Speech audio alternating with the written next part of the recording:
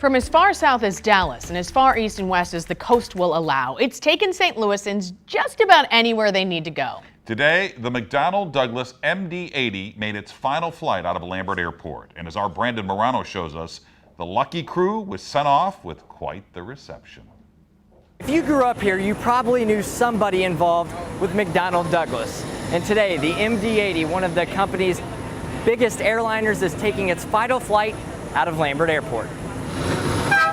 It's the last of a dying breed. 30 years. And American Airlines captain William Jagust has nearly been flying it since it took to the sky. You cruise along 35,000 feet, and then all of a sudden you hear a call from the back and brings you into reality. The St. Louisan is talking about the reality of a real emergency landing, saving the life of a 72-year-old passenger suffering from a heart attack. Beautiful landing, touchdown, didn't touch the brakes, run into the gate.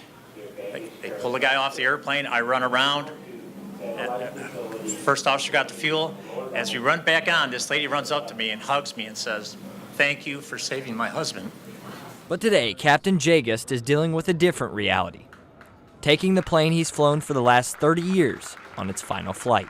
And I was the happiest man in the world, and I'm pretty much the happiest man in the world to be here today to take this one from St. Louis, where she flew, to take it to Roswell on its last flight. Although MD-80s weren't designed or built at the old St. Louis McDonnell Douglas factory, there's a pride shared between everyone who's been involved. Things changed. We went from TWA to American. McDonnell Douglas went from McDonnell Douglas to Boeing, but we're all still one big happy family. And as flight number 9670 takes off on its last flight to Roswell, New Mexico, they'll make a lap over the old McDonnell Douglas site, cementing their pride in St. Louis.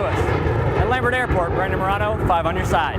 Is really cool. When the planes get to Roswell, they'll most likely be turned into cargo planes.